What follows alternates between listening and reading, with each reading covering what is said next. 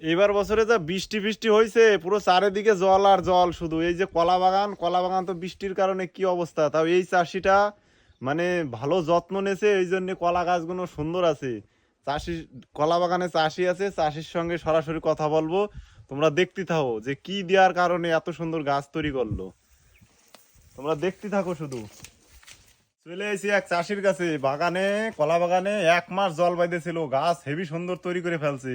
আমার অনেক ফেসবুক বন্ধুরা বলতেছে যে আমার বাগানে জল উঠছে, কি দিলি ভালো হবে। কমেন্টে তো আর সব বলা যায় না, এবার স্বয়ং এক চাষির কাছে চলে এসেছি, উনি কি দেছে তোমরা শুনতে থাকো। তোমার বাগানে যে এই যে 1 মাস জল বাইতেছিল, তারপর ওই যে কত সুন্দর গাছ বানাইছো, তা আমার ফেসবুক বন্ধুকে তুমি একটু মানে বলো যে কি কি তুমি জিনিস দেছো। ব্যাপার হচ্ছে, শোন ভাই, এই বাগান করতে এই বছরে আমার বিরাট কষ্ট হয়ে গেছে। বৃষ্টির চাপ অতিরিক্ত বেশি।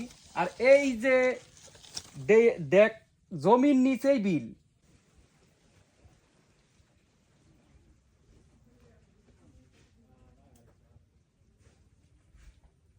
কোম্পানির কাছে ফোন করি, নানান ধরনের কোম্পানি আমার এই জমিতে আসে। তো আমি শেষ পর্যন্ত কি করলাম, এক কোম্পানির ডিসিশন আমি নিলাম। নেওয়ার পরে তারপরে এই কোম্পানিতে আমারে কইলো জল চাপার ওষুধ দিয়ে দাও। তো জল চাপার ওষুধ আমি দিয়ে দিলাম। জল চাপার ওষুধ দেওয়ার পরে সার মাইরে দিলাম জমিতে। সারের সাথে নোনা কাটার জন্য জিঙ্ক দিয়ে দিলাম। জিঙ্ক দেওয়ার পরে তারপরে জিঙ্ক আর হচ্ছে গ্যালাক্সি গোল্ড সারের সাথে দিয়ে দিলাম। এখন আপাতত তো বাগান আমার মোটামুটি ভালো আছে। আর এই যে গাছগুলা মোটামুটি ঠিক আছে। আচ্ছা দাদা, তোমার এই কলা গাছের বয়স কতদিন হলো? মোটামুটি এই কলা বাগান আমার নতুন বাগান তো লাগানো 5 মাসের উপরে, মোটামুটি 5.5 মাস বয়স হতে গেল। এই যে কান্দি পড়া শুরু হয়ে গেছে। 5 মাসে কান্দি পেরে গেল? হ্যাঁ, কিন্তু কলা জল যদি কলা বাগানে জল না উঠতো, তাইলে আমার কলা বাগান আরো সতেজ থাকতো, আরো সুন্দর কান্দি পড়তো। কিন্তু করতে পারলাম না, যেরকম ইচ্ছে করছিলাম, যেরকম আশা ছিল, সেরকম কান্দি আমি করতে পারলাম না। না না, তোমার বাগান এখন খুব সুন্দর হয়েছে তো, বিষ ফিস সার ফার দেওয়ার পরে। দেখো বন্ধুরা, এই বাগানটা আমার নিজে চোখে দেখা, 1 মাস জলের ভিতর ছিল। এই চাষি খুব ভালো চাষি, মানে অতিরিক্ত যত্নের কারণে মানে কলাগুলো বেশ ভালো হয়েছে। দেখ বাটি, জলের তলে থাকা সত্ত্বেও কতগুলো ফানা পড়ছে, 1টা 2টো 3টে 4টে 5টা 6টা 7টা 8টা 9টা 10টা ফানা পড়ছে। 1 মাস জলের ভেতর ছিল।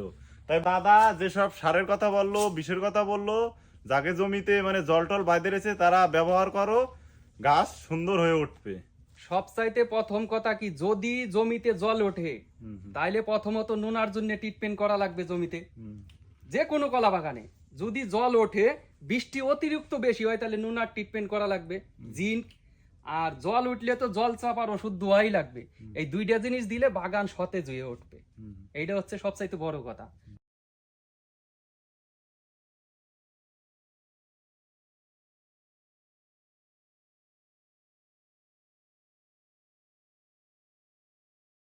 তাই তোমার এই শুধু কি এই চাপা কলাই আছে না অন্য কলাও লাগাইছো আবার? না না, ওপরে সিঙ্গাপুরি কলা আছে, চলো দেখে যাও, আইসো যখন।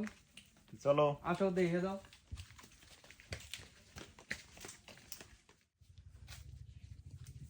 ব্যাপার হচ্ছে, এই সিঙ্গাপুরি বাগানে জল ওঠে নাই তো, সেই জন্য সিঙ্গাপুরিটা মোটামুটি ভালোই হয়েছে, খারাপ হয় নাই আমার সিঙ্গাপুরি। সব গাছে কান্দি পড়ে গেছে আপাতত। এই যে দেখো, সব গাছে কান্দি পড়ে গেছে। কান্দিও মোটামুটি ভালোই হয়েছে, খারাপ হয় নাই। তো সিঙ্গাপুরি কত কোনো গাছ লাগানো?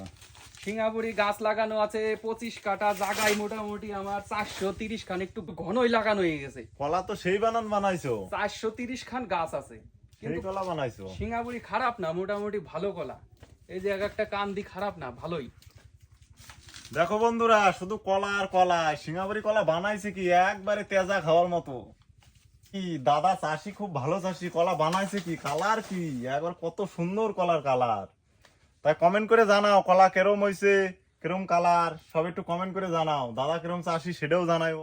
আচ্ছা দাদা, তুমি এর আগে কলা ফলা চাষ করছো না নতুনই এবার? না না, এই বছর আমার এই বাগান করা নতুন আমি। খুব সুন্দর কলা বানাইছো। তাই বন্ধুকে একটু জানাও যে 2 বাগানে তোমার কত হাজার টাকা খরচ হলো, কেউ নতুন করতে চাইলে করতে পারবে কি পারবে না। হ্যাঁ, অবশ্যই পারবে, কেন পারবে না, অবশ্যই পারবে। আমার নিচে চাপা কলাই তো খরচ একটু কম হয়।